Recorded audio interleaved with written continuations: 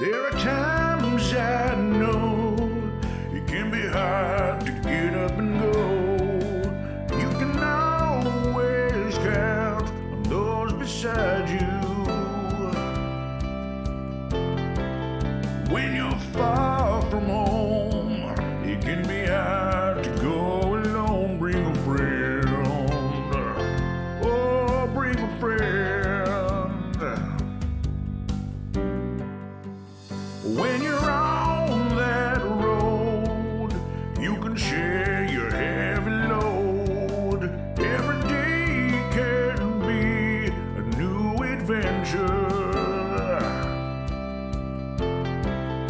When you're far from home, it can be scary to go alone. Bring a friend.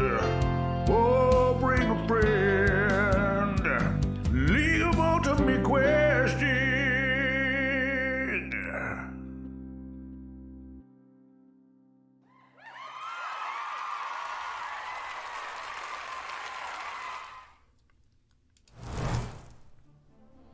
Hey, welcome back, LU cuties, to the League of Ultimate Questing Battle Axis.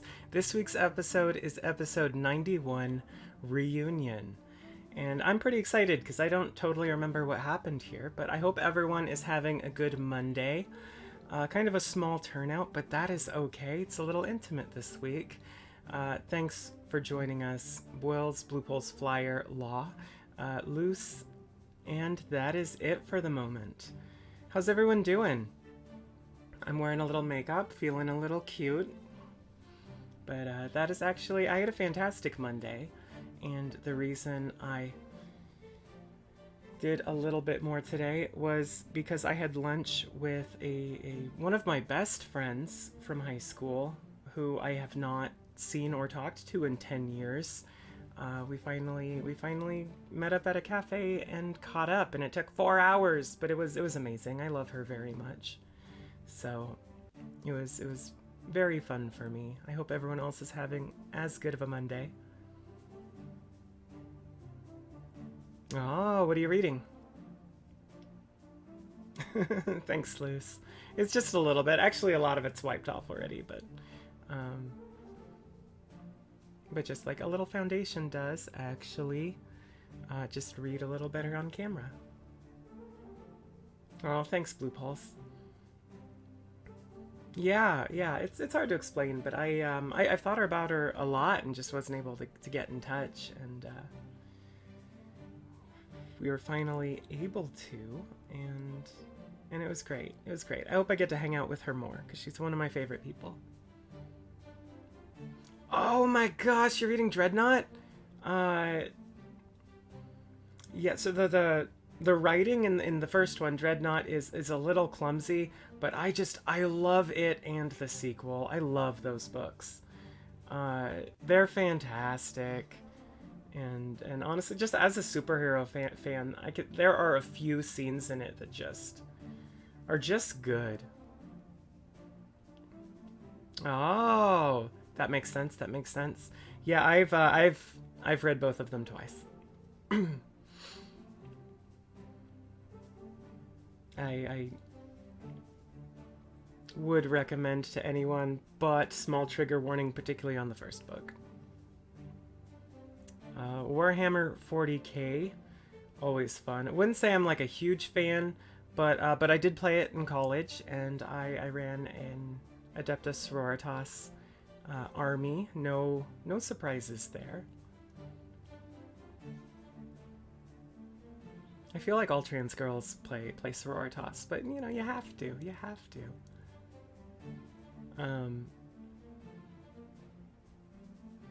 Nothing against it. Just it's a little awkward. The fandom's a little awkward because there are parts of the fandom that don't understand the satire in the fascism of the game setting.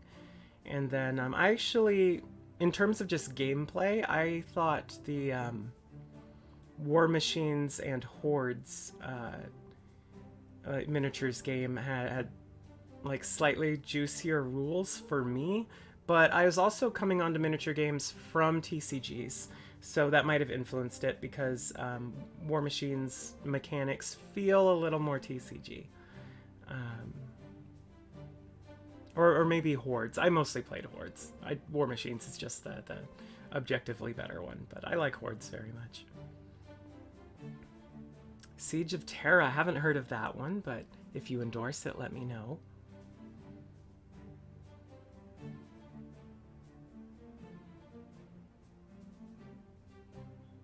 Oh, that's a great question. Definitely a question for Zach and Law.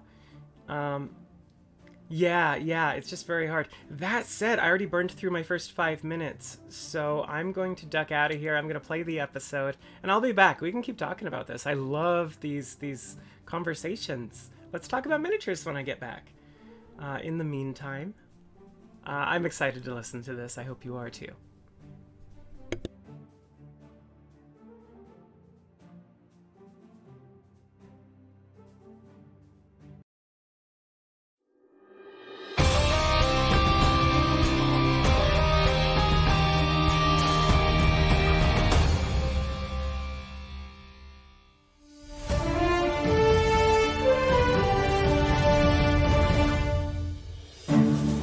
The fallow crown have been released from custody following a violent altercation with their lawyers Thaddeus and Yards. The Eton Esquire is known for court theatrics and ferocity representing his clients. Fun fact, they're also half a dedicated member of the Iron Church.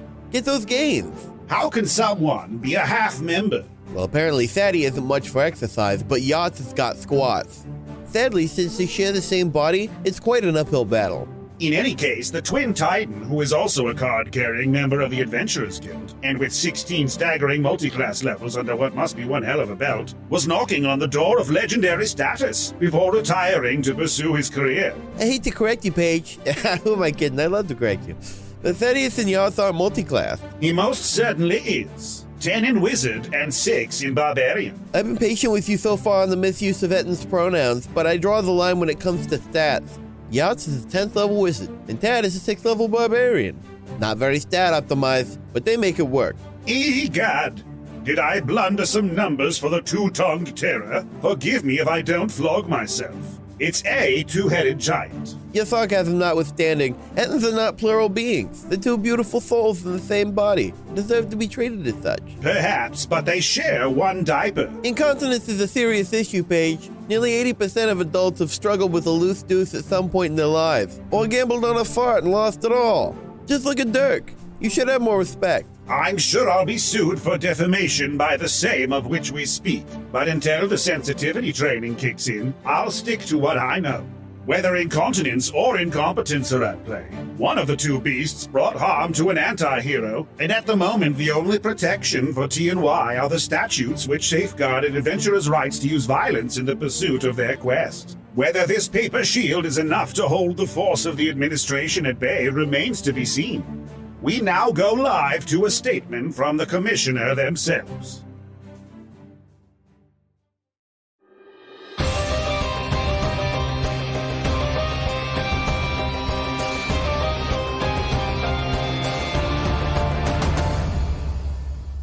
Hello, I'm Johann Goethe.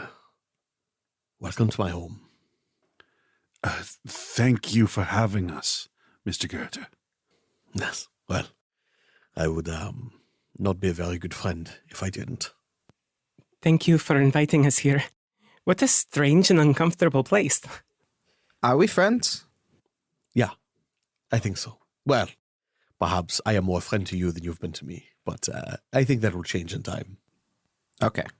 So you want to be friends? No, I think this is inevitable at this point. Nice to meet you, friend. He gets back on his knees and keeps working on his permaculture, planting things below that will be nurtured by the things above, nutrients, playing together in perfect harmony. He sets the corpse of the rabbit that he's holding aside. There seems to be a pile of them now. 3, 4? It's hard to tell in the massive fur. Those would make a fine stew. Your reputation precedes you. But no, not a stew. Something better, I think. Excuse me? I'm certain you all have questions. You're more than welcome to ask them. So very many. We've been gone for quite a while. I suppose the first pressing on my mind is, where is dear Isvet? Ah, well, she's preparing the food. I can't wait to see her again. I thought she had left. I'm quite sure. Unsurprising. I have 2 questions. Yes. The first one is what's for dinner? And the second one is what happens with the commissioner? Well, the first one is a surprise. But the second I can answer. But to be fair, that was something of a surprise too. The commissioner, at least as far as you remember him, the Isago Shigure, he was deposed. Oh no. Yes. They have been suspended, him and Rainfallen Foe. Suspended, detained, pending the investigation into their involvement with the Darkwood. Are they in jail? Yes. You must understand that the attack on the press conference was a far bigger hit than I think you are aware, as well as the reports of them smuggling artifacts. Even your presence on air was something of a bending of the rules. Yes, it seems we've been in over our heads since the beginning. Indeed. But I think this is worse than you imagine. He was, unfortunately, replaced by Glenn Armistice of the AAA. Oh, Hal never said good things about him. He never does much good things anyway. No offense intended. It sounds like Isvet filed some legal paperwork to protect us. No, that was me. But I figured nobody would necessarily want to agree to a servitude or wardship with the devil, so I chose somebody that was more amenable to your personal preferences. Well, thank you, I suppose. Seems like a rather complicated series of events. The paperwork was quite straightforward, but yes, it was complicated. Are we in some kind of debt to you for this? That's a strange question. No, not technically. I mean, unless you feel indebted, in which case I would be happy to take whatever assistance you're willing to provide. Just curious, it seems most business deals on Zenith involve giving with one hand and taking with another. Absolutely fair, and in fact, most business deals here in this spoke are exactly like that. But no. So then why are you helping us? That is, I suppose, the question. It would be unfair of me to simply say that it would be revealed in time, but it will be. In the meantime, I suppose I can give you the minimum. The commissioner, the one that we all prefer, is an old friend. He and I have worked together a lot. He and I have similar goals in mind for this place, for everything. So for me, it is in my best interest to make sure that he is protected. How interesting. Yeah. You might recall that when the voting, or no, what's the word, bid for your teamship and you people individual, you note I was not present and did not in fact bid on any of you. That is because I did not want to overstep and potentially harm the commissioner's goals. So do the spokesmen from the other spokes also have close ties with the commissioner? No. In fact, you could say quite the opposite. Generally, the spokespeople are in it for themselves. Each and every one of them came to the League of Ultimate Questing with the intent of having a slice of the pie, both metaphorically, shape-wise, and literally. We've met a few of them. I'm not surprised by that. Yeah, I believe you. No, I am one of the few who actually has this place's best interest at heart. Though most don't believe me when I say that. How long ago was the commissioner deposed? Oh, something like maybe a month after you were disappeared. That's a long time to be playing Ice Scry. Yeah. Though, no doubt, his accommodations were greater than yours, being the former commissioner. Well, seems we probably all need to prepare for quite a bit of legal happenings, considering our side of the story might help free the commissioner or write the final line of his sentence. In this position, I doubt you have any power to make any effect on that. In fact, you are in your own hard position, very hard position, because you have no administrator, you are not a part of the League. You've been declared legally dead. You, as far as this place is concerned, are alien, unwelcome, and criminal. So when I say to you that maybe you time to focus on yourselves, you could believe every word of it. If Rain were here, she would definitely be the one that we ask questions on how to solve this. Absolutely. But unfortunately, she was not the kind to ask enough questions herself, which is why she no doubt got herself into the situation she is. But you, your inquisitiveness is refreshing. You understand that here in Verata, it is not uncommon for people to go out of their way to not give information and not ask. Well, while we've been gone for some 19 months, we were in eudaimonia. We've had almost 20 years to think on these. I imagine that would be very beautiful for you and very unwelcome for me. He locks eyes with Penny. The feeling is mutual, I assure you. You'll be surprised. One of the benefits of being, as you say, he holds up his fingers in quotes and says, evil, is that evil people tend not to concern themselves too much with other people's alignment. It is the good who tend to be overly concerned with what everybody else is doing with their lives.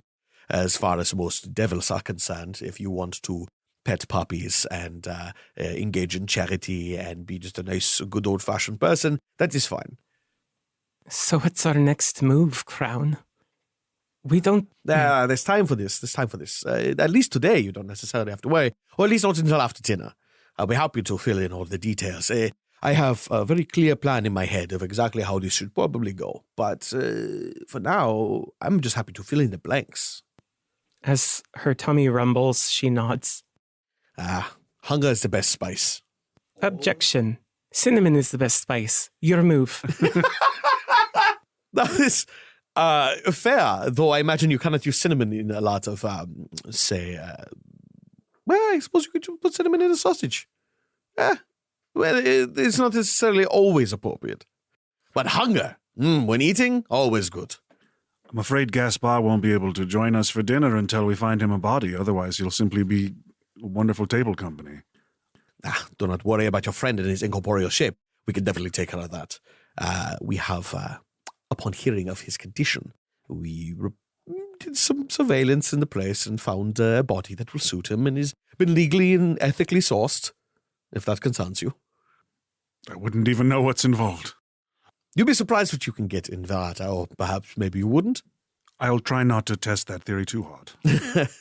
Yes. Believe me, you won't be dining or supping on living ethically sourced babies or anything, though we could do that if you prefer. Pass. You're being so accommodating. Thank you. Yeah. I have a question. What has been the well-being, or lack thereof, of Kinuit since we left? No doubt you're very concerned about them. I would say they are, well, whatever you did to the Penny Dreadful, again, lovely name, it seemed to have worked, for the most part. But there are conditions of survival for them that were not ideal, but accepted. Gilder probably won't want to talk to me ever again.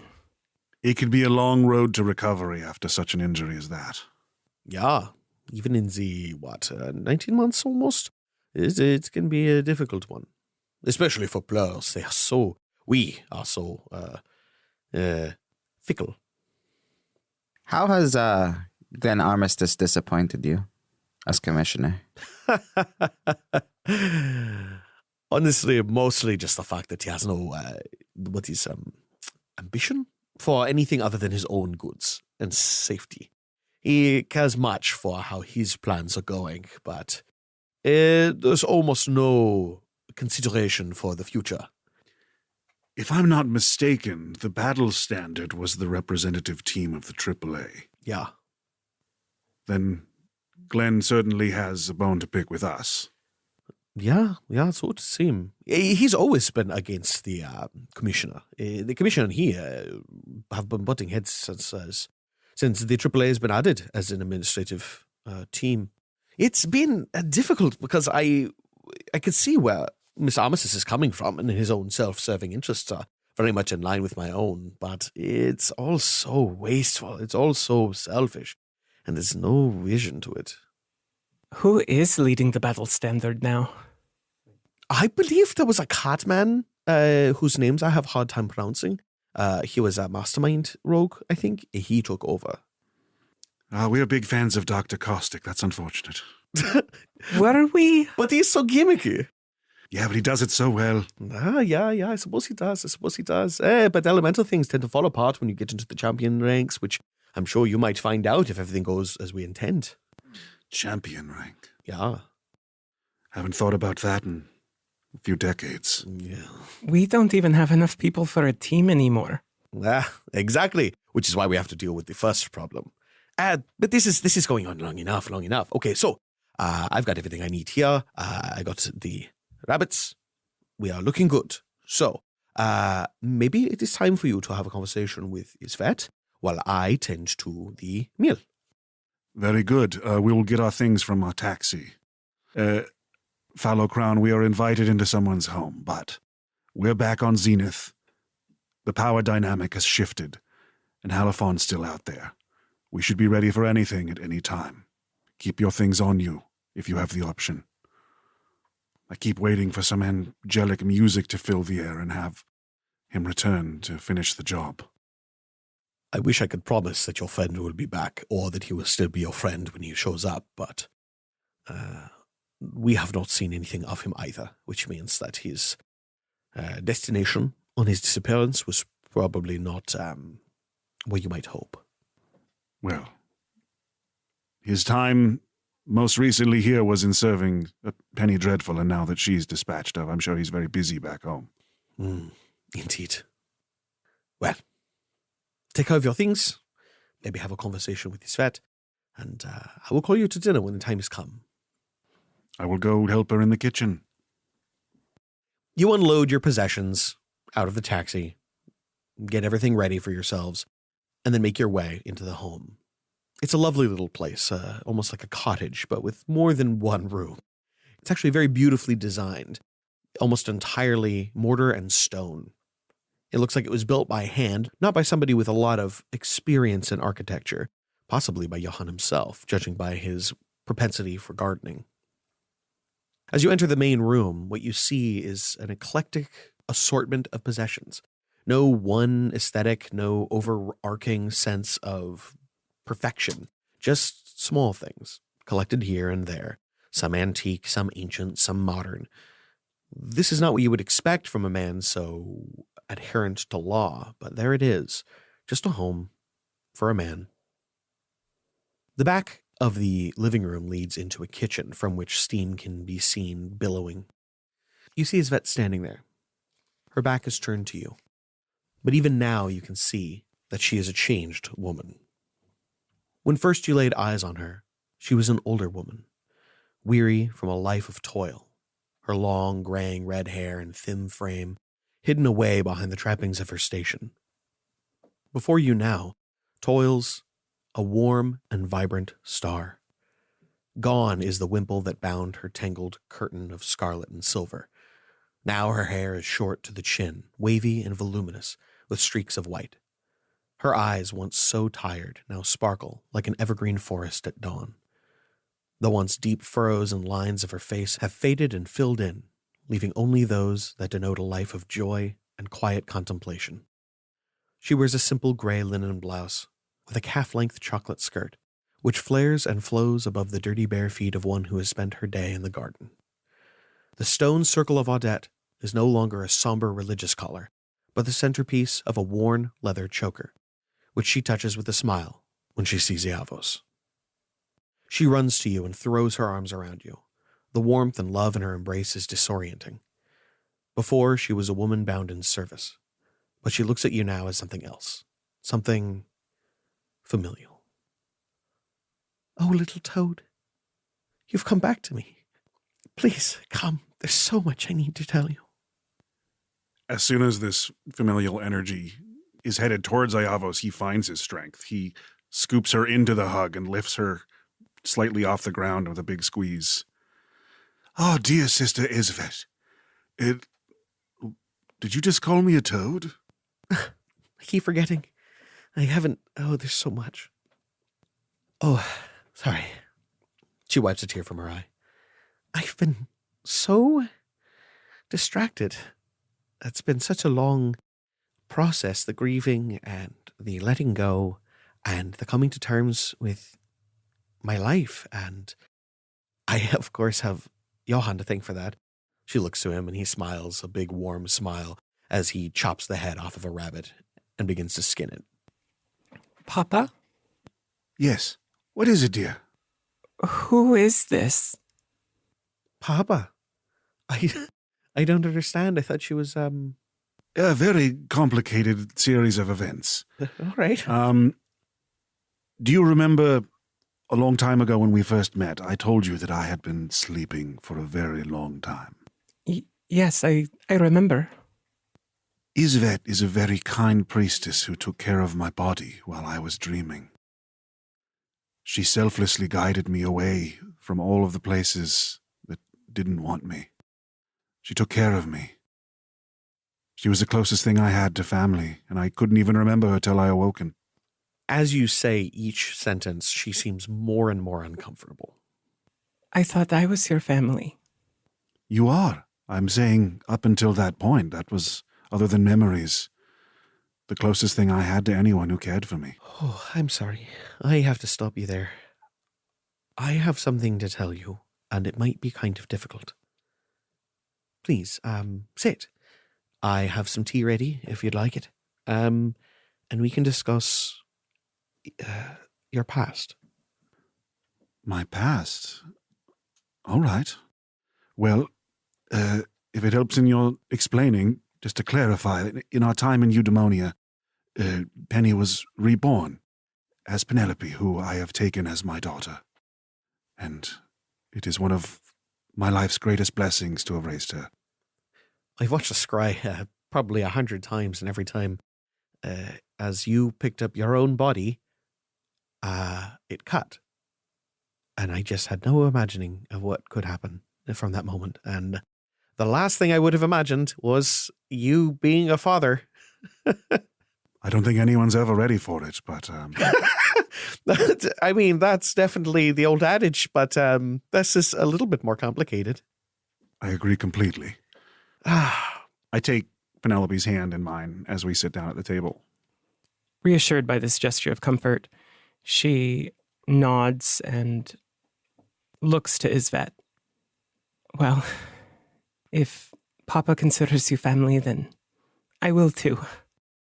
I'm Penelope Isadora.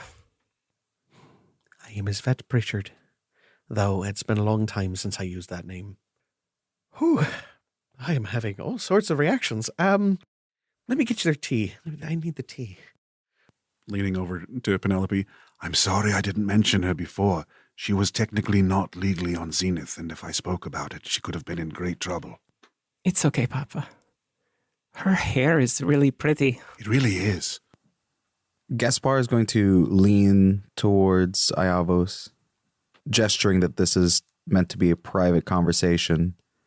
With a whisper, Iavos, I recognize guilt when I hear it in their voices. I appreciate your insight, Gaspar. But let's see what she has to say. She comes back and her eyes are still somewhat red. She sets down the tea, which seems to be some kind of tarragon mix. It's rather herbal and warm, and it seems to excite your hunger even more so.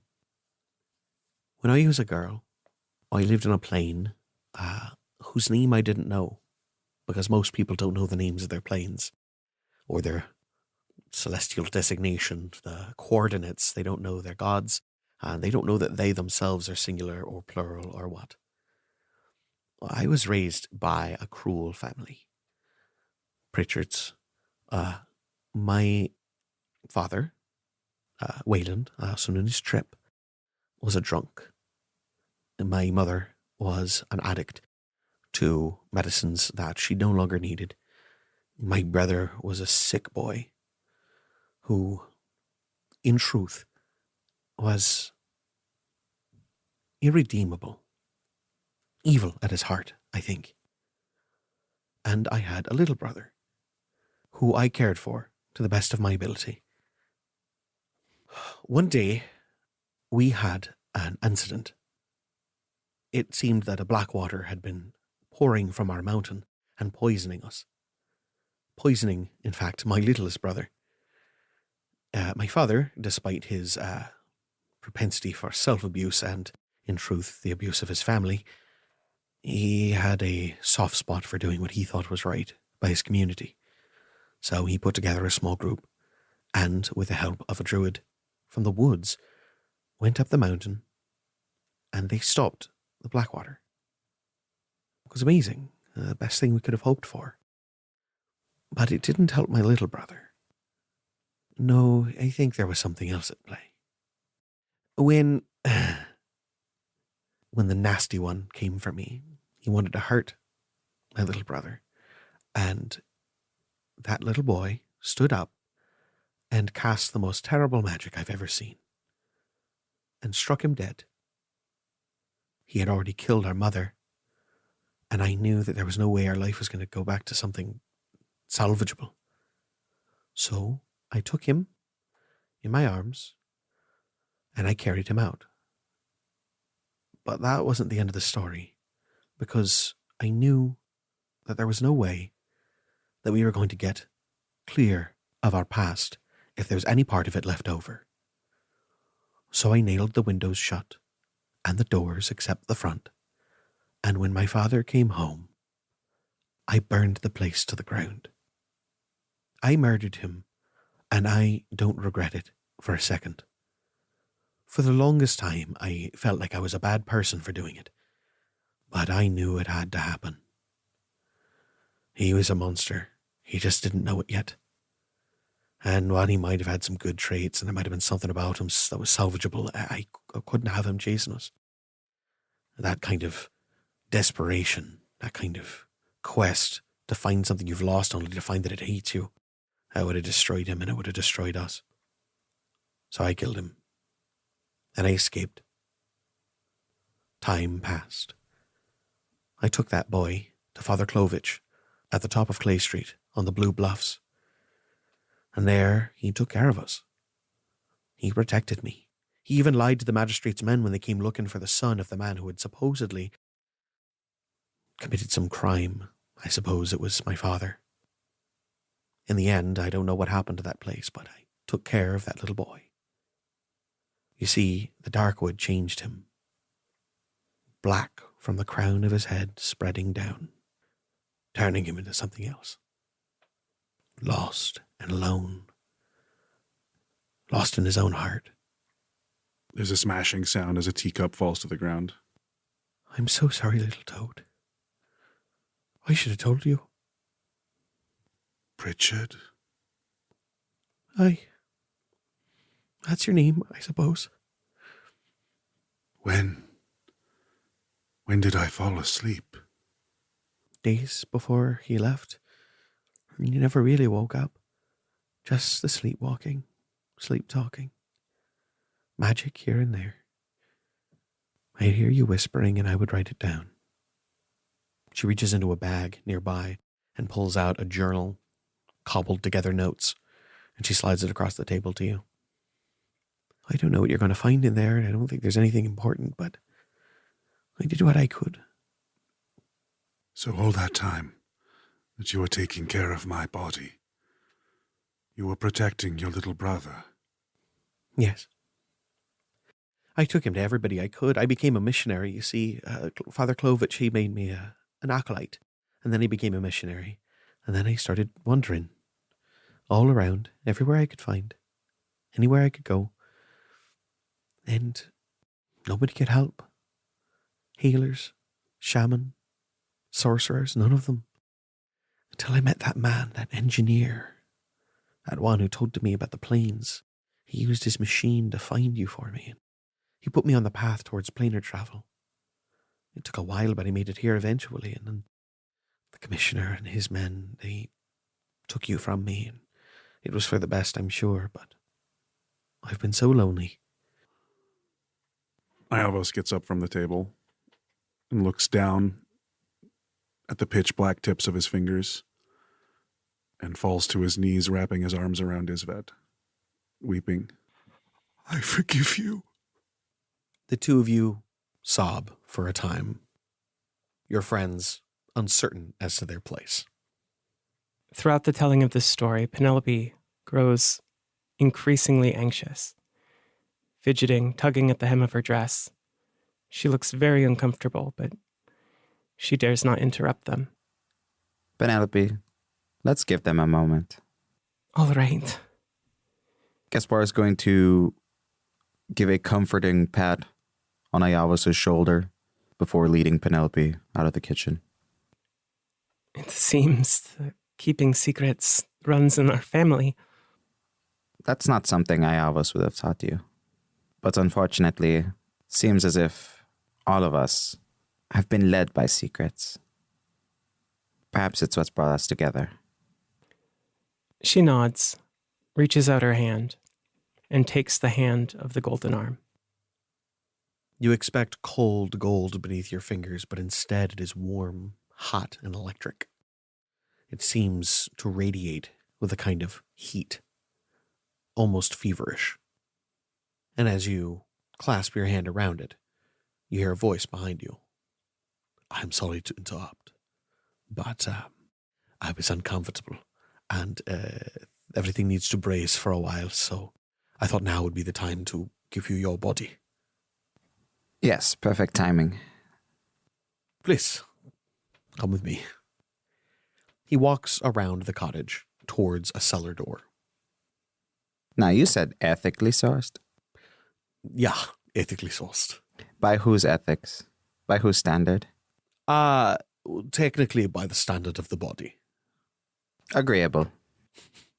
He opens the cellar door and begins to step down. As you go, you see what looks like a sequence of cages deep in this cellar. Stone walls, dirt in places, maintained but not terribly well, again, by someone who maybe isn't experienced with this. Some of these cages are empty. Others contain monsters. A creature whose tongue is long and barbed, extending from a sphere of deepest black. A man who seems to have no face. A woman who looks like the very picture of beauty and desirability, but as you approach, her mouth splits open vertically, and gnashing teeth try to bite at you. Finally, you come to a familiar face. Before you, in an iron cage, stands the tortured, brutalized body of Johann Goethe.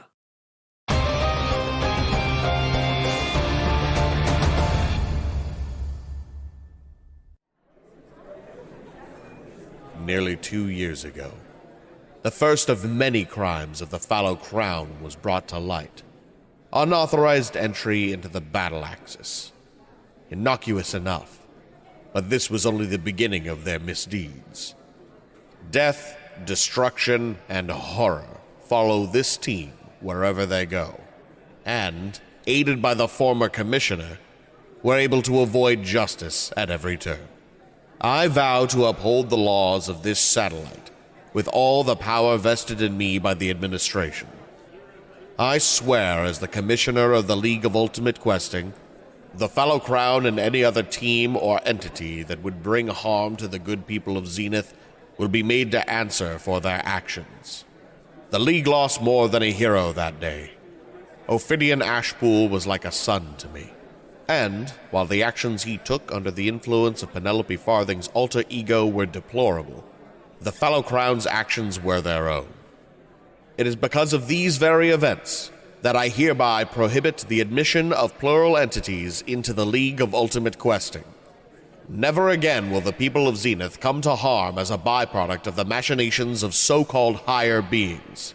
Never again will ideas made flesh and would-be gods influence or alter the minds and wills of the common folk. Never again shall we be answerable to those who lord power and plurality over the humble singular.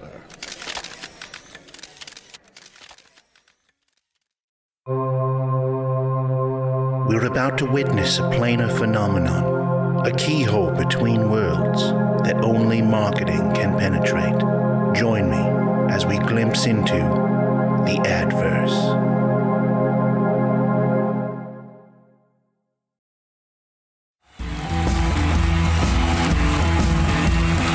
This weekend at the Danmerian Solar Dome, it's Bardstock 15. 3 days of live shows featuring headliners Smash Gash, Thrash Slash, and dozens of your favorite musical artists. The Grateful Undead, Backstabbeth, Eladrin Light Orchestra, Displacer Beastie Boys, Sex Crossbows, Lawful Neutral Milk Tavern, Deep Purple Worm, System of a Drow, Die Ankang, Mithril Talica, The Velvet Underdark, Re-Rolling Stones, Earth, Wind, and Fire Elementals, Skeleton John, NPC Speedwagon, David Longbowie, Chitin in Chains, Florence and the Constructs, Thin Lizard Folk, Wyvern Skinnerd, Modron English, Smashmouther, They Might Be Hill Giants, and so much more. 3 days of Bardic Majesty, 3 days of inspiration, 3 days of Bardstock 15. Get tickets today.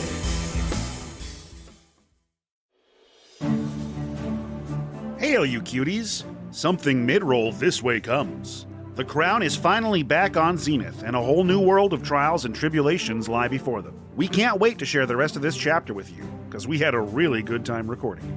Continuing our mid-roll highlights on Battle Axis teams from the Patreon, this week we covered 2 teams. The hero-ranked M&Ms. Metal and Mana consisting of Craig as Talitha Al-Saline and Telverin as Splish. Then we have the Motley Masquerade with Reshbin as Pyre Larisharn, Arabana as Duncan Disorderly, Scott Daniel Comerford as El Ser, and Christopher as Clint of the Eastwoods. And of course our legendary mid-roll teams are as follows. The Titans Rise, the Twilight Concord, and this week's featured team, the Ceaseless Horde, with Dave Mlodinoff, Daniel Pickens-Jones, Patch Perryman, and Jeff Emmons. For personal messages or advertising opportunities to be read during the mid-roll, contact admin at slap-studios.com. Be sure to hop over to twitch.tv/slap-streams to follow our channel for Monday night live premieres with our very own Dana.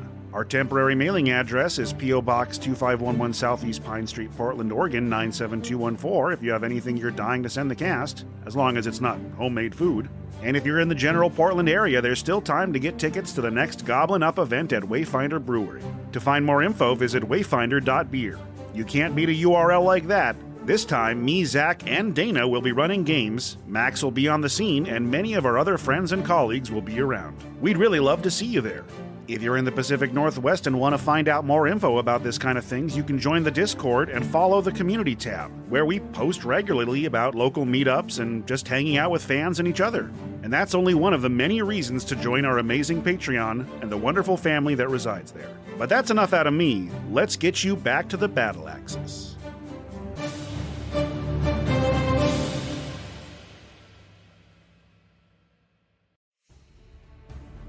Our enemies march through the Auburn Vale this very night.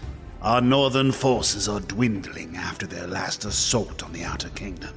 My spy masters speak of warships heading into our waters to the east, and our navy remains scattered. Our walls haven't been breached in 3 generations, but the threat of imminent battle hangs like a gallows rope over the streets of our capital. We will fight. I don't care how many soldiers it takes. I don't care how many farmers have swords forced into their hands. I don't care how many corpses we must stack to block our enemy's path. Our future is red. If we survive this trial, one day you will take the throne, my son. You must prepare yourself for these kinds of decisions. What would you do if faced with threats on all sides? Maybe try to be nice and ask them to be friends and get to know them a little.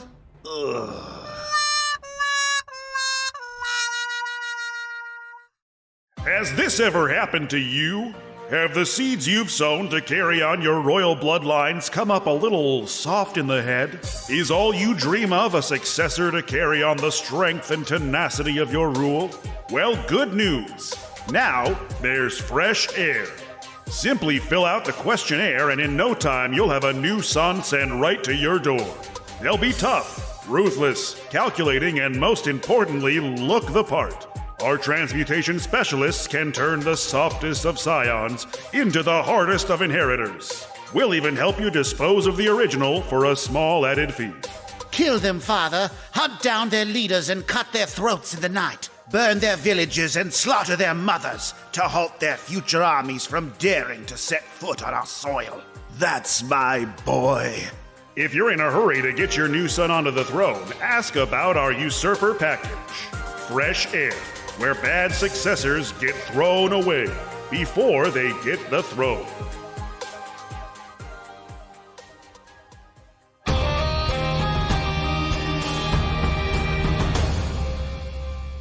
Johann Goethe hangs from iron chains in an iron cage, and he looks up with a wry smile.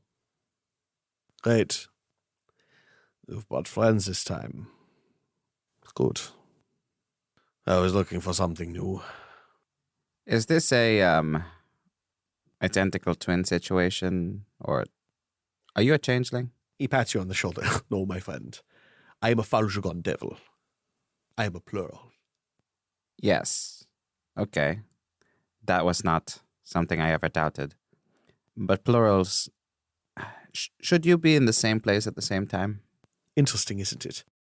Well, turns out plurals only stay plural, at least in that context, if they don't shatter.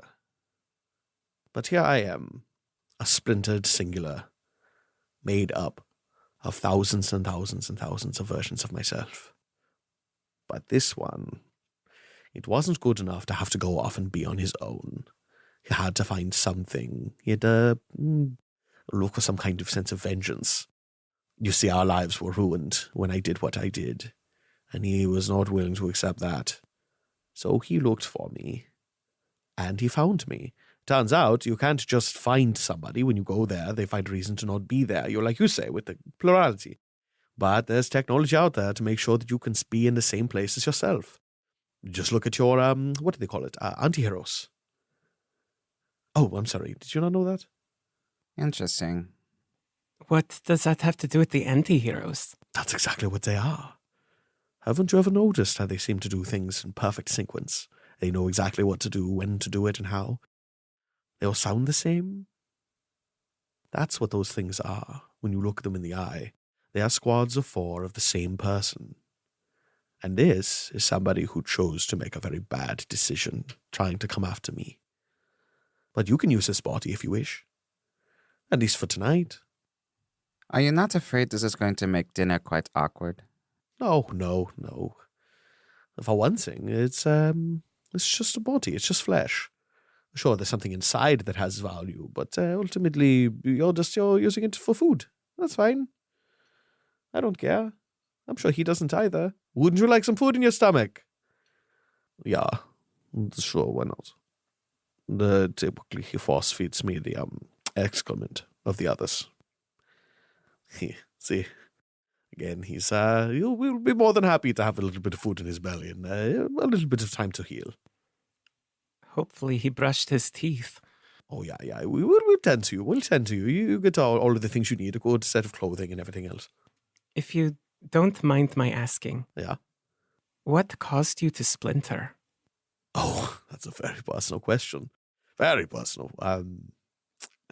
Let's say, I suppose love would be a bit prosaic of a thing to say. Yeah? But not far from the truth. Fascinating.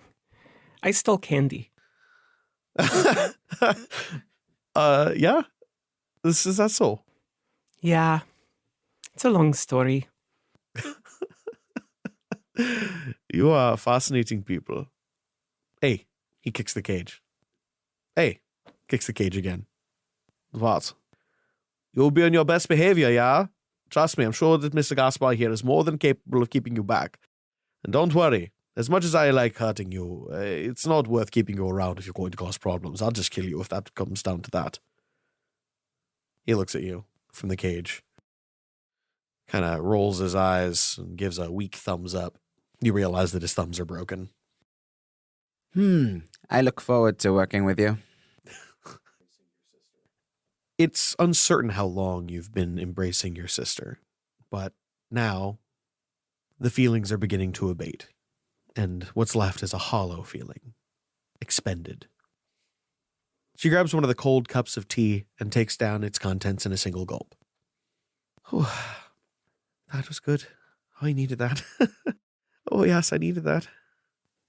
Oh, I'm so confused. I am too. Penelope. Oh, it seems they took their leave. Quite the spectacle I've made of myself, huh? Well, no more than me. No father wishes to let their daughter see him cry. I can attest to that. Old bastard would just get drunk and go out and punch trees until his fingers bled, little knowing that I'd have to tend to him. I feel grateful that I have little memory of this. You should. He wasn't the worst, though. Oh, Pascal. Oh, he was awful. He was just so awful. He'd find any opportunity to do you harm. So this, I say, kind of grazing my hand over the top of my head. Some kind of poison. Oh, I don't know about all that. To oversimplify. That's what I assume. I didn't know what happened when they went up to the summit, but when they came back, everything was fixed. They no longer had any of the issues. Water stopped running black, at least as far as I could tell. But I couldn't promise that's true. Place is burned down. The magistrates' men, they burned the whole place, killed everybody. Couldn't afford to let word out that they'd failed somehow. I went back some time later and I saw it all charred remains and nothing left. Not like that one little town's going to make any kind of difference. I didn't know the truth of my family, this body's family. And now I understand that they were real. But what of the others? And now I have a new family. And an old family returned from the past. It's so much to take in. I find it's best not to think of them as family. It's an easy enough idea. Family, this concept. But it's so big, but too simple. Oh, family's a thing you're born to, or it's also this, and it's also another thing, and you can have a chosen family, and all of it is just us trying to define something that defies definition. I don't worry about it. They're just people. I'm just people. You don't owe me anything. I did what I had to do because you deserved it, because I took your life away from you, and you had nothing left. And what was I going to do? Just leave this poor boy that I loved to die in a burning building while I ran away from my past? It's too much. Chosen or not, one of the most important aspects of family that sticks with you is surviving together. Oh, I suppose that makes us as much family as anybody. And in its own cruel way, those wicked people you describe from my childhood were in many ways my family. They kept me alive. We lived together, survived in a harsh world, even if there was no love. Oh, they did their best, that's for sure. And they always had their good moments. That's the worst part, is nobody's just a monster. They're not like demons. They're not devils. They're just people. Always, every moment of their lives is a question or a choice, and they make the wrong one so many times that it doesn't matter how many times they make the right one. It's all just a tally, some kind of divine weighing of value and consequence. And in the end, they were found wanting. The scales too far tipped, and they got what they deserved. I only wish that his poor friends didn't have to suffer. One of them was dead, I know that much for sure. He had blood on his hands. The others... there was a moment when I was looking at it from afar. I saw smoke rising, and I thought it might be from the fire. But it wasn't. It was a cottage. Covered in green. Beautiful. Could have sworn there were people living there. Anyway, whoever they were replanting. Seeds sowing. Things coming back. That was good. Something made from the dark. Something grown from the ash. More tears are welling in Iavos' eyes as he's processing his thoughts. You understand that ever since I woke up, my driving ambition has been to return to that family in my dreams. I know part of it is real, but now I have real family in flesh and blood, in this world, in two forms. Am I to abandon those who raised me for true? For that what I have here, the guaranteed? I don't know where to go with my life now. I can't have both. Nothing's changed.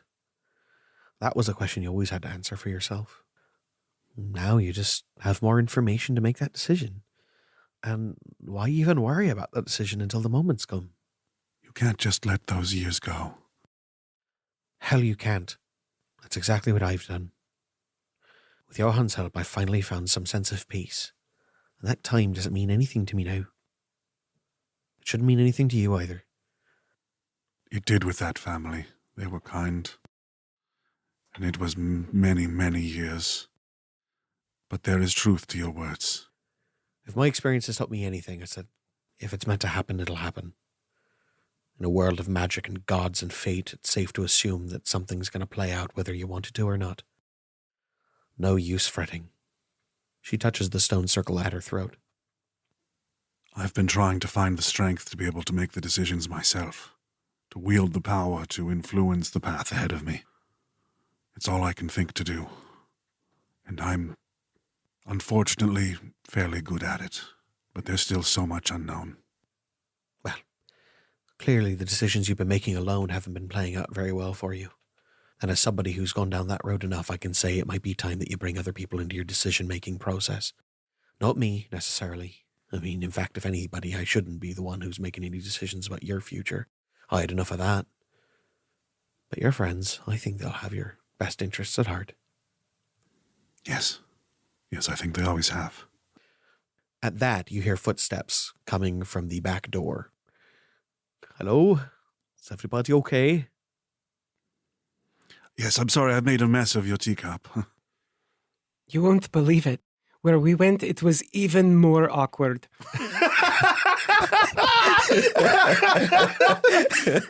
Oh, man. Oh, I'll say. You hear the voice of Gaspar, but the body that steps in is yet another Johann. That's very strange. I feel as though anytime we're both in the same room, it's going to be mega awkward. I mean, the one with the golden arm's a giveaway, but... You're standing in a body that is not yours. And unlike the healthy, spry, young flesh of that ridiculous god creature that you walked into before, this is something battered, broken, and miserable. Before, you felt like there was a distant connection to some greater force, some greater purpose, that whisper of plurality that you could almost touch if you reached far enough. But this thing, there's a hollow, something empty, like a heart cut out. And that's to say nothing of the agony of the body that has been broken. Your thumbs, most of your fingernails pulled off, nose broken, cuts, scrapes, bruises, gashes, deliberate carving on your flesh. You are in terrible shape. And for a moment, you can really understand the agony that this man has been putting his own plurality through. It's almost like I stepped out of heaven and went straight to hell. Oh, wait, that's exactly what's fucking happened. Gaspar, you look awful. I mean, no offense to you, Mr. Goethe. I just mean physically. You look like the dogs got to you.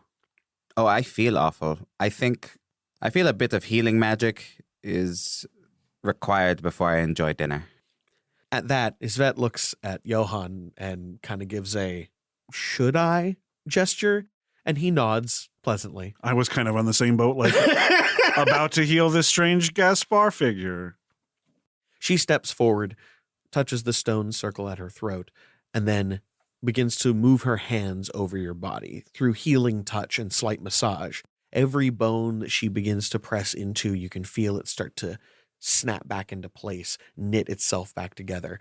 As she goes over flesh, it begins to weave into a whole cloth once again, and as it does, it itches like you would not possibly believe. A sensation that you haven't felt in a long time. The healing of a living body. Oh. Even healing doesn't feel good here. But thank you. This is much better. You take some time to clean yourself, brush your teeth, just generally tend to your body as you currently inhabit it. And when you come out, you are assaulted with hunger. The air is full to burst with smells of food. And you, having for so long lived in a body that did not need it, could not begin to imagine how horribly your stomach aches. Dinner is beer and bacon braised rabbit, with grilled radicchio, roasted potatoes over pumpkin puree, topped with brandied cherries and pumpkin seeds. Johann begins to plate and urges you all to sit. I'll sit right next to Penelope. Sorry you had to see me like that, dear. I got a bit away from myself. Oh, I don't mind at all, Papa. You should know that I have no intention of claiming any kind of familiarity with you. But I'm happy to be your friend, if you should choose. Penelope still seems a little reluctant, but says, you know, I've never had an aunt before. That's fair. I've never had a niece, or any real family that I felt mattered at all, except you, looking at Yavos. Well, Penelope, you are my heart. You are my dear child. But this information, knowing that I have a sister who is alive, I do intend to spend some time with her if she'll have it. But I would happily bring you along every time and always return to you. Wow, I thought we were done with the heavy stuff, but here it comes again. Well, for the past few years, I've been kind of the weird uncle. So, welcome to the club, Yusvet. We can talk about it later. I just didn't want you to feel left out or confused. The rabbit is getting cold. Let's have some, yes? Yes, that sounds nice. As you begin to eat, Johann explains the situation you're in. Look, earlier I told you that you are not currently members of the League of Ultimate Questing, and that is true. You're also technically not alive, though that's being handled right now. So what we need to address is the how we get you where you need to be. First, well, I'm already handling the paperwork. But there is another issue. You are only a team of 3, and in order to reclaim your place, you will need a team of 4. Now, that's actually not too bad. We can do that pretty easily. You see, you don't have the glory to bring back your fallen ally, which is unfortunate, but cool thing is, with administrative approval, which could be potentially an issue, but probably not, you can enter what is called a glory hole. Oh, we have those in eudaimonia. Good soup. Which side? Sorry. Oh, you are the worst. This is not, you know what I mean. This is a debt, glory debt. In order to go into glory debt, in order to bring your friend back, you will have to get administrative approval. One of the reasons why this is a very, very easy thing for you to do right now is because he was murdered by a teammate. If he was killed in quest, a totally ordinary quest, that would be a different story. But, it's a rare situation. So, we can get administrative approval without even needing a supermajority, and the whole time we can just send documents. It's just paperwork. However, that glory debt is not going to go away. Once you have it, you'll have to pay it off. And you have a deadline. I'm familiar with these situations. Ha, yes. I'm sure you are. So we'll be strong-armed into more quests. Nothing new there. Yeah, well, yes. I mean, if you want to be a part of the League again, and if you want your friend to be alive. I want that very much, that second part anyway. I am a little confused. I've done a fair bit of research on resurrection, but it's still a power far beyond my understanding. But many of the things I've referenced require either a soul or part of a body, and Wuxia was something strange. He was a collection of pieces just sort of moving somehow. Not quite undead, not quite alive. One of a kind, to be sure. And all I have of him is, well, a bit of essence. That is enough.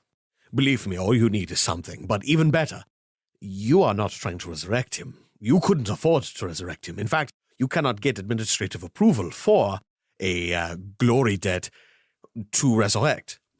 But you can reincarnate. Oh. Oh. Ooh. Yeah. A chair clatters to the floor as Penelope bolts upright, pushing her mostly full plate away from her. Are you saying we can get Wusha back? Yeah, after a fashion. You will, of course, he might not look exactly like the Wuxia. Then let's go. I'm not hungry anymore. He might be like a horseman or something, or some kind of cowman. Why am I thinking so much in terms of farm animals? No, you understand that reincarnation, he changes who he is. His body is different. Yeah, that sounds familiar. Let's get him. Yeah, okay. We don't leave crew members behind. Yeah, you do, though. I mean, Halafan Orson is somewhere else, and you know. Yeah, it's okay, though. You don't have to worry about that. Sorry, I didn't mean to make you feel guilty. We're going to get Wusha back as soon as we can, but it sounds like we have to wait for the wheels of bureaucracy to turn. Well, sort of. Like I said, we've already set out the information. We're just waiting for a response. Linear time is so dumb. Yeah, amen, sister. Oh, believe me, I know. But they don't do reincarnation the way you probably are used to or have seen. Reincarnation, when someone like you does it, it's just, okay, let's see what we roll on the dice. And you throw the dice, and then hopefully it comes out to be something you can manage. But What a strange metaphor. That sounds like something Halafon would say. But with this, it is kind of like a cosmic rota. You see, the clerics of Aura, they are bound to maintain balance, which means there is a list of which clerics get to do reincarnations. So you will actually be given a choice on who he becomes. They are incentivized to make sure that the deal is the best deal possible because they want their god to be the one to do the resurrecting.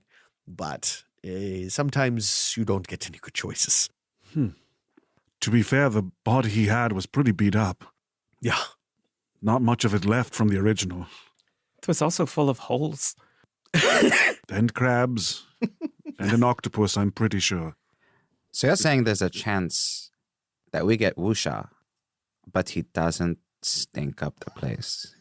Yeah, probably. Unless there's something about his nature that makes him stink. I remember him being undead or something, so maybe whatever the body is, there'll be some issues. But that's not important. So, the Wusha thing is handled. That'll be done no matter what. You are also, and this is important, adventurers. You are part of the Adventurers Guild. Early on, when you first signed your contracts, you might have noticed that they're not the same thing, the League of Ultimate Questing and the Adventurers Guild. Yeah, so you are protected. You have rights, you have privileges. That's very good.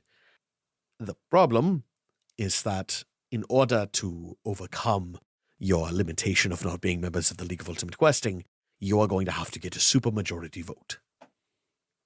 Is anybody familiar with what a supermajority is? So you're talking like over 2/3? Yeah, 2/3, and it has to be all members present. Of the spokes? Yeah. Oh, not just the spokes. That is the problem. Everybody thinks that it is just spokespersons, but in fact, the team is much bigger than you think. So, first, you have the entirety of the spokes. That's 6 votes right out.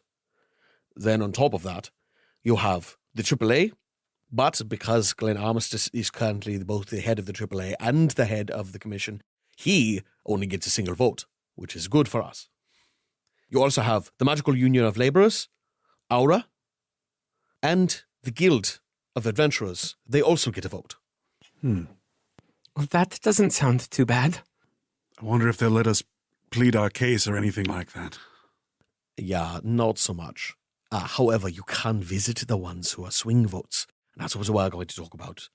But before we do that, let's talk about your crimes. Because one of the reasons why maybe the vote is a little easier for them to make is the fact that you have done some bad things. Now, most of what you have done is not something that is punishable by zenithal law. A lot of what you've done in Zenith is par for the course, I think they say, for what an adventuring team does. However, there are some things you have done that are cosmically troubling. First, the murder of Hexbane Amavasia of the God Hunter Battalion, and thereby facilitating the escape of cosmic war criminal Farik Sunderholm. He was in your home, and so his death falls under self-defense, which is great. The rest is not to fall under zenithal jurisdiction, so you're clear on that for now. Everybody with me so far? Yes. 2, the destruction of the Darkwood Heart Tree, thereby interfering with the development or destruction of an abstract, plane, or cosmic force. This is also not under zenithal jurisdiction, but possibly answerable to a higher power. Let's hope they don't ask for an extradition. 3, accessory after the fact to multiple counts of planar trafficking. Sale of goods which threaten the balance of the greater real. Again, this is technically out of our jurisdiction. However, if it comes to light that the Commissioner was culpable in any way for the attack on the press conference or the trafficking of those goods, you might be accountable for that. There are others, but these are the ones you are most likely to be charged with by a higher power. Any questions? But Wusha isn't guilty of any of that. Yeah, he very much is. And other things as well. You understand that as a team, unfortunately, you are a part of the same organization, which means you can be tried as a conspiracy. Anything any of you has done applies to all of you. Also, yes, I believe Wusha was in part responsible for the death of Amavasia, and as well as the destruction of the Darkwood Heart Tree. Oh, sorry, I stopped listening after the second or third one. So, you can see that you are responsible for those things, but we are going to focus on the things you are responsible for in zenithal jurisdiction. And all of you have done something. Isn't that great? Not one of you is being tried for nothing. So, we have simple things, like Yavos, using astral projection to enter the Axis without an assigned quest. That is something that the Zenith people can have a problem with. That Wusha, who is currently in a bottle, unlawful harvesting of Leviathan materials, and the smuggling of divine ambergris. Gaspar, the assassination of Fey dignitary Fetch Killian. You were technically absolved of this crime by the Broken Court. However, the zenithal matter is unresolved. They were willing to ignore it, but perhaps Armistice might decide to bring that up. Halafan Orison Jr., the murder of Ophidian Ashpool, the murder of Usha Brinechild. And Penny. Oh, Penny. Through neglect or intent, granting primacy to a hostile plurality. This makes you culpable for every single thing that Penny Dreadful did, including the attempted destruction of Kinuant and its inhabitants. Which means, my love, Penny, you are wanted for genocide.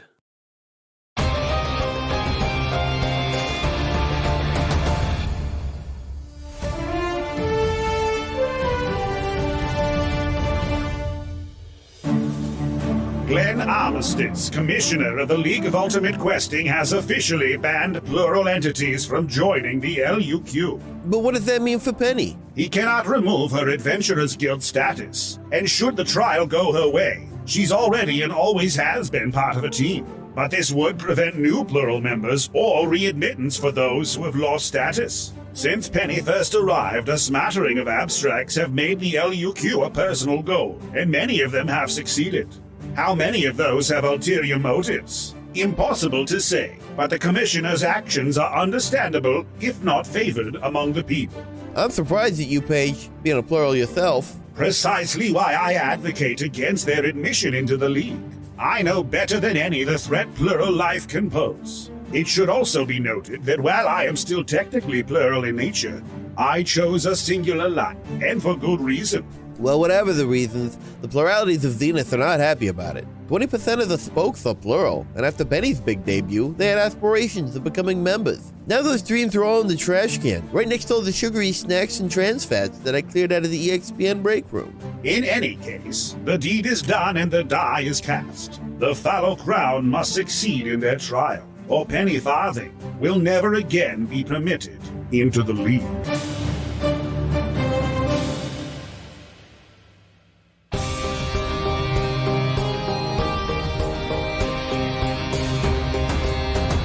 How could you? I can't be the only vessel for darkness on Zenith. How could you upstage my crimes? I just committed a murder. That's it. I killed one guy. It was a diplomatic. I am the official. hardened criminal on our team. Murderer's looking pretty tame right about now. I accidentally dreamed too hard. Let's go around the table and hear our favorite moments, starting with... Let's see. My favorite moment was the Johan reveal. Sorry, number 2 Han. Johan. I don't know. The cellist? The cellist. Oh, he's in a cellar. Yeah. Beautiful. Yeah, I think that was a good gift. That was if I'm going to be walking around, like the confusion I could cause in the Axis. I was curious as to how I was going to organically cover the fact that he's a splintered plural. And I was yeah, like, this is the perfect way to do this. I'm just going to slide it right in. You want a body? I got a body for you, baby. Yeah, that too. And he did it for love. Yeah. Oh. I'm gonna flip the script here. My moment of my favorite moment is gonna be a moment of infamy. Zach, why would you do this to us? Why would you describe such delicious sounding fucking food right before we go eat lunch? You piece of absolute hairy garbage. I have craved pumpkin puree. That, everything about that meal, right? Fucking everything about that sounded so goddamn good. Yeah, that was like a real ass meal. Right? Fucking whipping out your George R. R. Martin all the fuck over us, you goddamn monster. Like my meals are somehow not usually real. No, it's like it wasn't a fantasy meal. No. Like that was Oh. a straight up like we could eat that. Yeah. The fucking that was my favorite moment because of how viscerally upset it made me because I wanted that in front of me right fucking now. Love it. I am as hungry as Penny. My favorite moment is Vet finally like revealing the Darkwater story to Iavos, and That was awesome. it was very hard not to interject. Like, tell me more about the druid. Like if you were to compliment the druid, what would you say? Oh, whose blood did he have on him? Also, never answer this question, but Angelo and I do headcanon that Green Man and Tallwater. Tallwater, TW, settled down together after I the can end neither of that. confirm nor deny it. Yeah. How many babies? Well, I mean, we'll see. Maybe we'll meet some. Good. Furbolgs were almost extinct before Tallwater birthed Oh, boy. an entire generation of them. He gave birth to so many fucking furballs. It's that goblin birthing cycle. It's like it's meant for a horde. Yeah, and we're not talking about like, some 8-pound bouncing baby boy with a slightly big head. We're talking some hardy 19 bulls. pounders, big boys. Like a 30-gallon bag of compost. A Costco pallet. Horrifying. The kind of shit they only pick up on Thursdays. I was going to do the imprisoning Johan, but I think, just getting some very conflicting cry time with Iavos is very good and wholesome and emotionally important. Yeah. My favorite, honestly, was being able to act both of those characters. It's rare I get to play two characters who are so different in personality, so different in voice, so different in cadence, and also so different in accent. Unfortunately, I kept fucking it up. Y'all won't hear that, but there were Both Johan sounded good. That's true. You really nailed that. I will y'all are not going to hear how many times I slipped into Irish while trying to do Johan and slipped into German while I was trying to do fucking Isvet, but it happened. But I mean, that's not an interesting thing, and that's why we don't include that garbage in the goddamn edit. And in fact, speaking of, thank you, Sam, for editing this episode. We've been keeping it at a tight 120 every single episode so far, and I am hoping to keep that going for the rest of this chapter. I really appreciate you guys listening. If you haven't yet, go ahead and check out our Patreon. Give us $1. Just give us $1, please. If you are hearing this right now, and you think to yourself, maybe later, give us $1. But put my name on it. Yeah, put Lucian's name. Put Max's name on the dollar. $1 or $2. Yeah. Shaw. Just go on Patreon and give us $1. It would mean so much. But until next time, we wish you buck.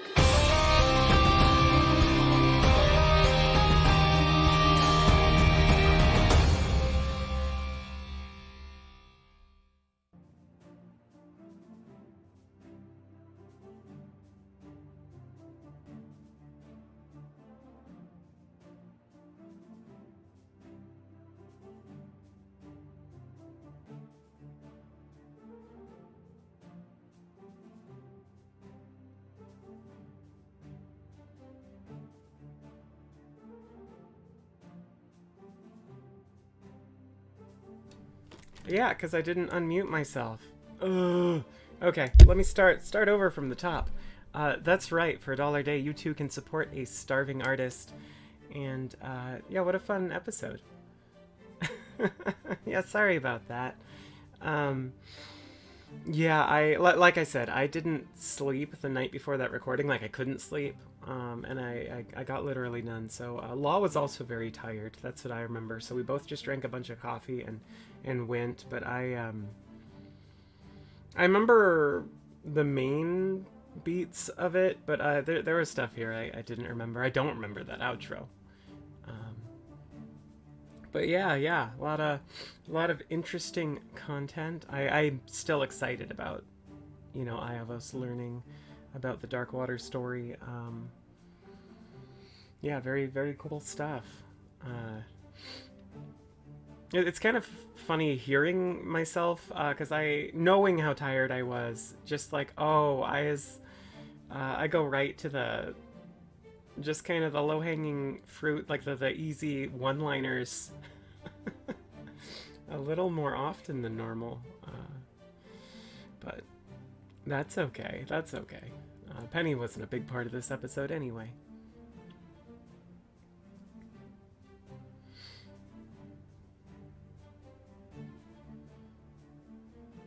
So, is there anything y'all want to talk about? It did come up in the middle of the episode, and yeah, the Darkwood is not destroyed. It's just that instance of the Darkwood, the one on Eudaimonia. That one was destroyed because it was tied to Penny Dreadful, and presumably, I don't know, this has not been confirmed or denied, but I assume that, maybe other Darkwoods are tied to other creatures in similar ways, but I don't know.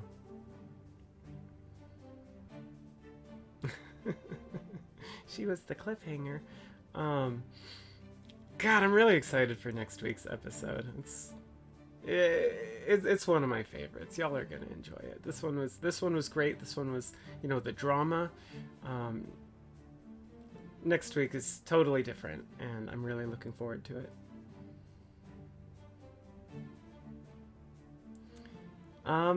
Hal, I believe. I don't know, because I don't know Hal's story. Like, I've learned, along with y'all in the meta of the last chapter, kind of what happened there. I assume that Hal is tied to some greater part of the Darkwood, or a more abstract part of the Darkwood. I don't think he was tied to PD specifically.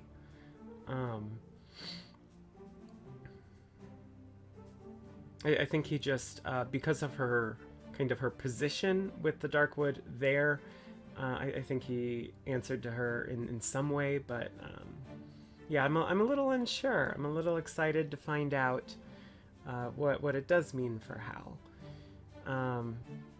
Yeah, a book would be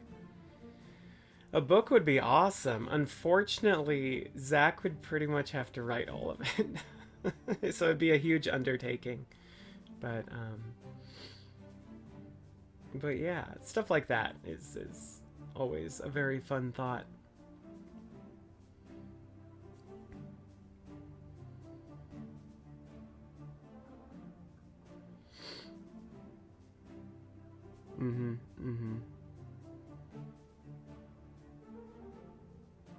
Like, are y'all thinking like one of those like coffee table like like books that you get for movies and stuff that just have like kind of behind the scenes stuff, information on locations and things, and like concept art? Because that's what I'm picturing when you say that. It's a very cool idea.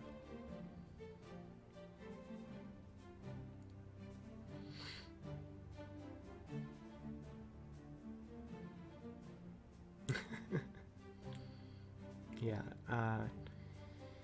No, I think it'd be super cool to have, this is a little off topic, but super cool to have like art of a lot of the locations in Zenith and things. I think that'd be awesome. It'd be a very expensive undertaking, definitely outside of LUQ's budget.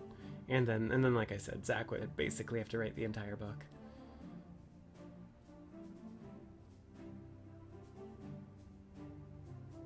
Mm-hmm. Um,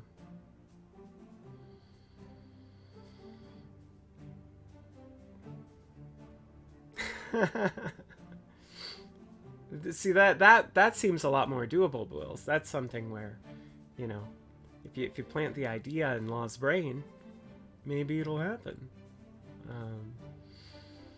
But something a little more doable than the book, I think it's been mentioned, but just I know LUQ has a wiki that some of the fans kind of started, and there isn't a lot in it. I think it must have petered out. This would have been back in season 1 before I was here, but just kind of having like a community effort to kind of update that and make it more robust, and then just having, I think it'd be pretty easy to fill in, you know, kind of what people could, and then Zach could probably elaborate in certain parts, on certain things like that. But I don't know. I'm not really sure what the answer is. Oh yeah, you're talking about the OGL thing. The OGL debacle doesn't really affect any information with the setting or anything. It's really just the actual play component of it that is potentially affected by that. But they walked it back, so it's a non-issue now. If any of you weren't aware of that, they decided in the end that they would stick with the old OGL 1.0 A or whatever it is. That they would stick with that, and in addition to that, they did put a lot of content in the Creative Commons, and so as of right now, they have no plans to release a new OGL. So our project and all the other projects that, you know, are going on in the community at large are safe.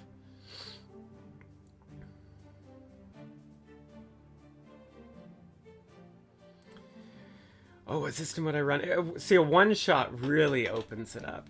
A one-shot is a really fun question for the cast. That's almost too big of a question. I gotta think about that. Because, I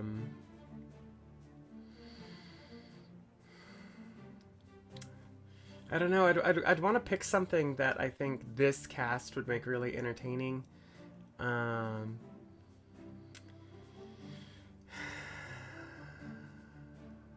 Yeah, actually, that's a great idea, Wills. That'll give me time to think about it. Because you know, my top of mind, so I'll give you something. My top of mind goes through other games that I like Thirsty Sword Lesbians, some of the other ones that I've played in the last couple years. But then I think I like, for example, Thirsty Sword Lesbians, but I wouldn't run it for this group. I'd run something else for them. More Undervile. Oh, I'd love to run Masks. That'd be great. I do love my superheroes. And actually, I did actually write a, not a one-shot, but like maybe a 4-parter Yeah, I think like a 4-parter. I wrote an outline for one, maybe end of last year or earlier this year. It all blends together now, based on like based on like the Power Rangers or Super Sentai kind of concept, and because I had an idea for a story around that would be fun, but then at around that time there was an article that came out that kind of quasi confirmed some Power Ranger things that I was actually planning to explore in that story, so I might never run it now. There isn't a specific LU Q&A planned, but the thing about LU Q&As is it will happen. It will eventually happen.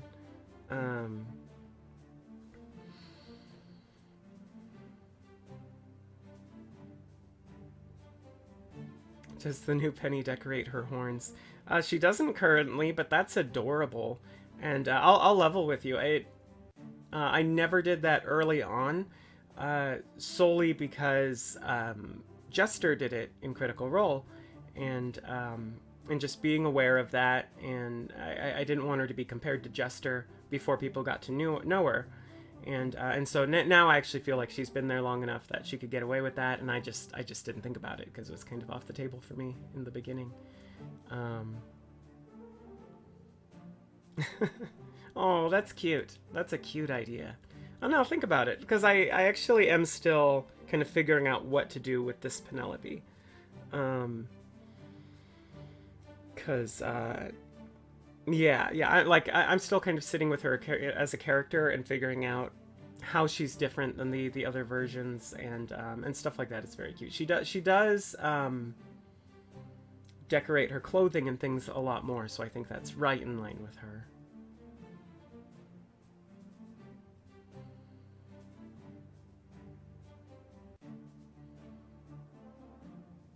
Doing something with trinkets is a very fun idea. I do like that specifically.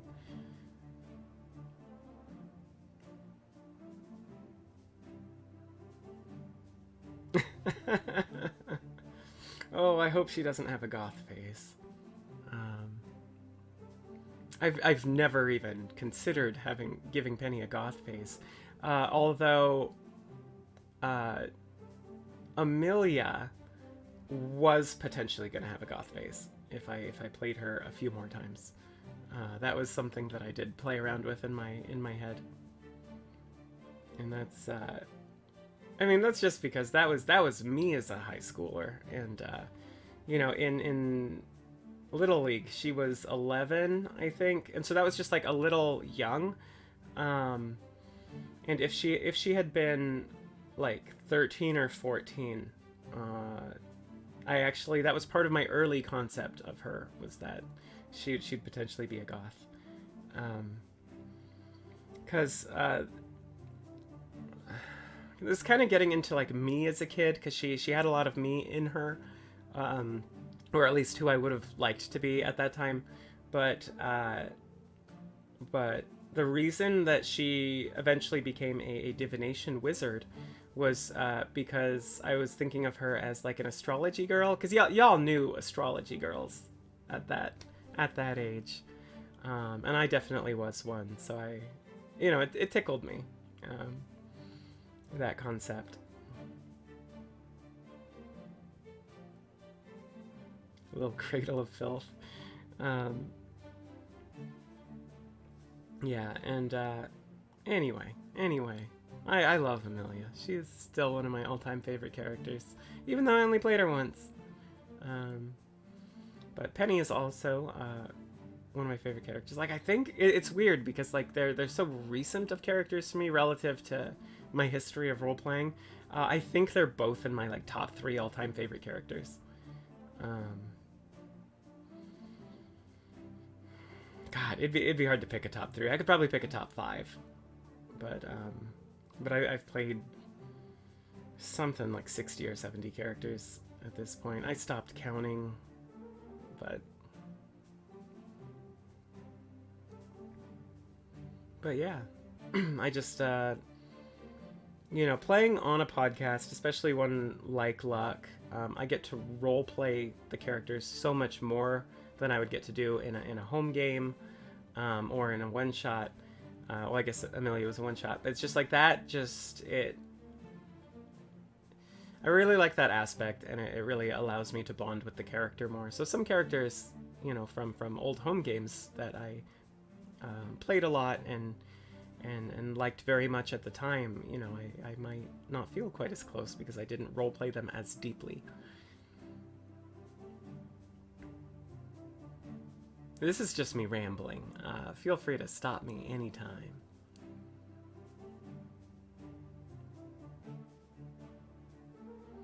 What can you do to encourage roleplay?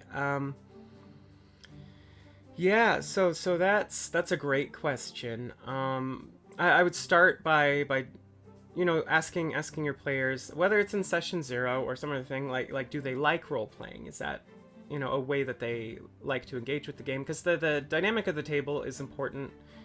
Some people don't like doing that. Some people find that silly. Some people prefer to just do like the tactical combat or the dungeon and not do the role playing.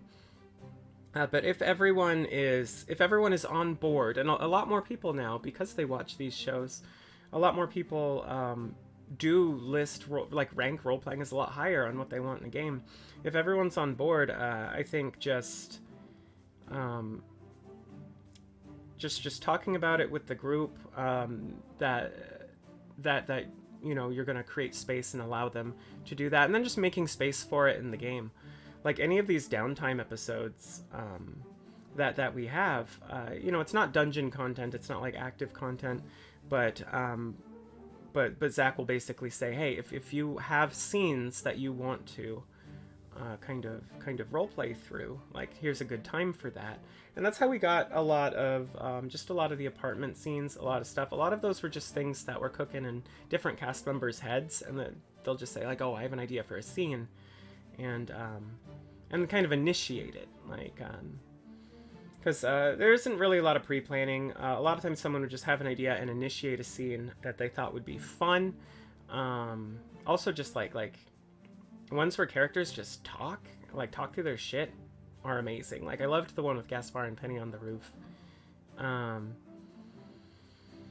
But yeah, just I think that's it. Making sure everyone's on the same page, and then creating space for it to happen, and then you can't be too pushy either. I think it's just allowing people to be comfortable, and also maybe modeling it a little, because in one of my games, not everyone was like a big role player, but there were 2 players in particular who really were, and they had a lot of scenes together, and their characters butted heads a lot in a role-playing way. They're very good friends outside of the game, and it was very clear to everyone at the table that it was safe and in character, and it kind of inspired some other people to do a little bit of that too.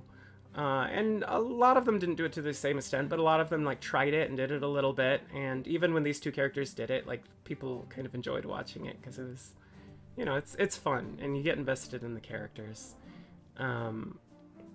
Those are my thoughts on it. Other people, other cast members especially, would probably have other thoughts. And the dynamics from LUQ feed into those in Battle Axis. I never really thought about it, but I actually see what you mean. Yeah. That's super interesting.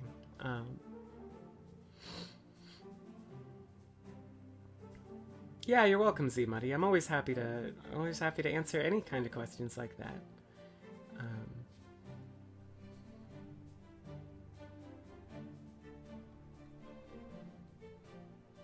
But yeah, anything else from anyone?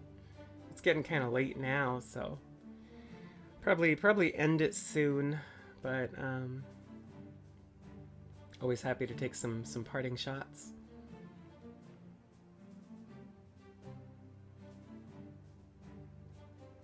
Okay. Well, thank you so much for asking questions, and thank you for coming and listening to the episode. I really appreciate all of our viewers and listeners. So thank you all so much, sincerely. Have a fantastic rest of your week, and until next time, we wish you luck.